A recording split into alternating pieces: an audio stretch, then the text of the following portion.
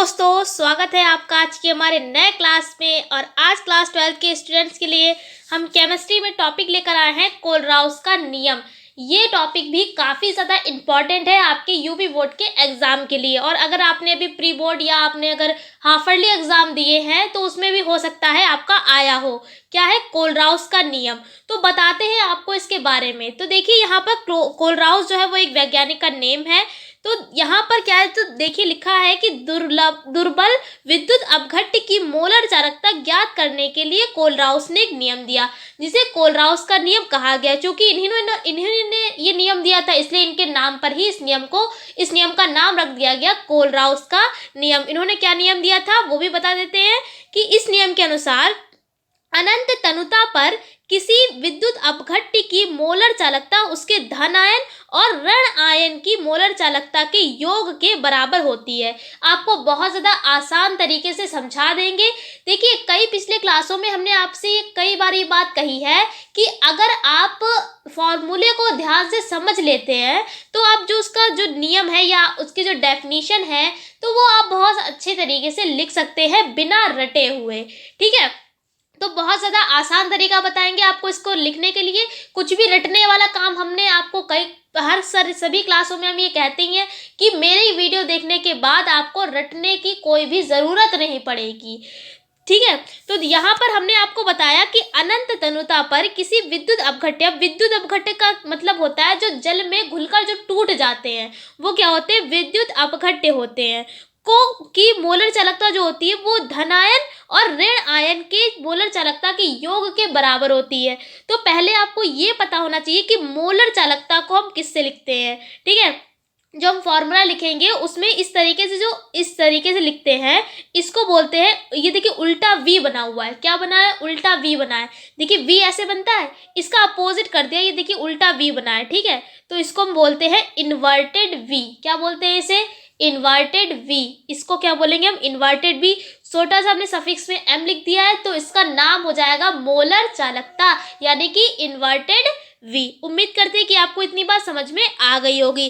फिर हमने आपसे कहा कि अनंत तनुता पर, अनंत का मतलब क्या होगा, उस पर हम ऊपर इन्फिनेटिव ले लेंगे, यानी कि अनंत का निशान ये होता है। ठीक है, फिर उसके बाद हमने आपको कहा धन आयन और ऋण आयन। धन आयन का मतलब पॉजिटिव और ऋण आयन का मतलब निगेटिव। ठीक है, उसके योग के बराबर। योग का मतलब क्या है, दोनों को हम आपस में क्या करेंगे, जोड़ देंगे। तो देखिए अगली लाइन में हमने लिखा है अतः इन्वर्टेड, ये देखिए इस तरीके से अनंत का निशान लगा है, फिर inverted positive plus inverted negative. इसका मतलब क्या है, आप केवल अगर कोलराउस का नियम वो सब छोड़ दीजिए, केवल आप इस पर फोकस करिए। आप अगर ये फॉर्मूला याद रखेंगे तो आप इसका नियम बहुत ज़्यादा आसान तरीके से लिख सकते हैं। क्या लिखा हुआ है, इन्वर्टेड, ये देखिए इन्फिनिटी का निशान लगा है, इज इक्वल्स टू लिखा हुआ है इन्वर्टेड पॉजिटिव प्लस लगा के इन्वर्टेड नेगेटिव। इसका मतलब क्या है, देखिए साफ साफ आप लिख लेंगे इससे। देखिए इसका मतलब क्या है, ये अनंत तनुता पर इसकी मोलर चालकता जो धन आयन का मतलब जो पॉजिटिव धन आयन की मोलर चालकता और देखिए ऋण आयन की मोलर चालकता के योग के बराबर होती है। देखिए कितनी ज़्यादा आसान तरीके से हमने आपको समझा दिया कि अनंत तनुता, ये देखिए अनंत तनुता पर किसी विद्युत अपघट्य की जो मोलर चालकता है उसके धन आयन और ऋण आयन की मोलर चालकता के योग के बराबर होती है। उम्मीद करते हैं कि आप इसको बिना रटे हुए लिख पाएंगे।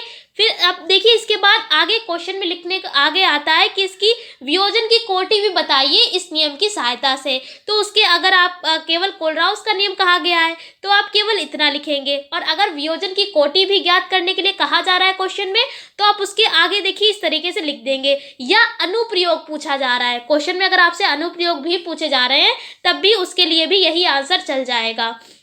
क्या है कि कोलराउस के नियम की सहायता से हम वियोजन की कोटि का मतलब होता है ऑर्डर, ज्ञात कर सकते हैं। तो देखिए इसका फॉर्मूला लिख दिया है कि वियोजन की कोटि बराबर इन्वर्टेड एम और ऊपर लिख दिया है सी और अपॉन में है यानी मोलर चालकता और ऊपर लिख दिया है पावर पे अनंत। इसका मतलब क्या है, देखिए जहां पर जो ये इस तरीके से निशान बना है इन्वर्टेड एम और ऊपर लिखा हुआ है सी, इसका मतलब है सी फॉर होता है कंसंट्रेशन।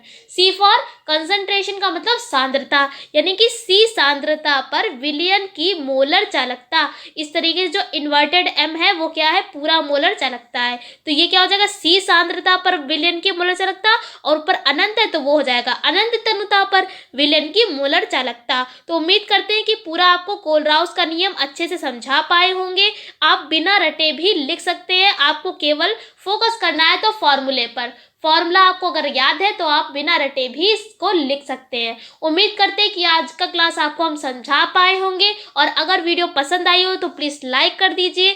चैनल पर नए हैं तो चैनल को सब्सक्राइब कर दीजिए। हम आपसे फिर मिलते हैं एक ऐसी क्लास के साथ, तब तक के लिए जय हिंद।